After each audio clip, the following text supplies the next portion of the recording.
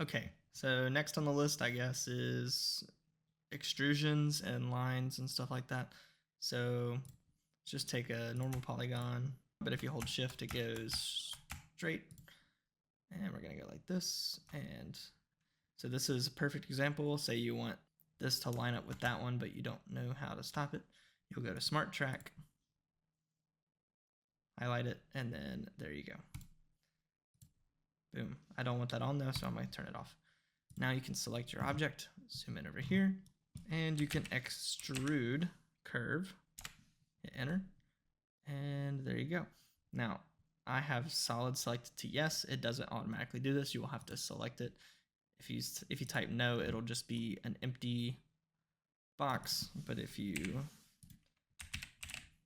do it again and then select yes, it'll be a solid object. One closed extrusion. This is useful because you can take this and all of a sudden extrude at 8 feet. All of a sudden you have a wall. Wow, it's crazy. You can do the same thing with the curved line and you hit extrude. Yep, lines don't have to be closed to extrude them. You can do whatever shape you want. You can take this, join it, type join, and now they're the same. Then you can extrude, and you can basically extrude any shape that you want. You can also take all these shapes that are on here, and you can draw anything you want. If it's closed, it'll be solid. If it's not, it will just be whatever the line is that you drew. All right, this is perfect. Okay, this is a little use of the gumball tool. So if you want to copy over something, select your curves, hold Alt and drag, and then now you have a copy. See, these are still here. Perfect. Something else you can do with the objects is you can use text, and let's just type in Rhino for Noobs and hit OK. You can change the height in inches here. And so what I'm going to do is I'm going to go with 12 inches. Okay.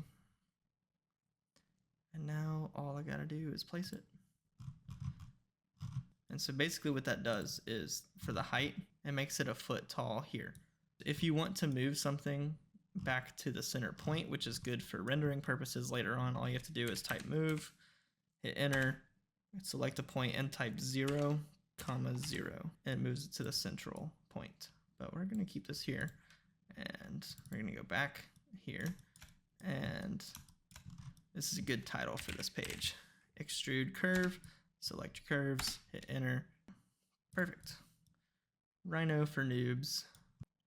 And all of these are actually separate pieces, so you can move them how you want, which is great for like editing custom signs and stuff for design purposes. Something else you can also do with extruding is you can take a surface, and as long as it is flat, you can extrude the surface.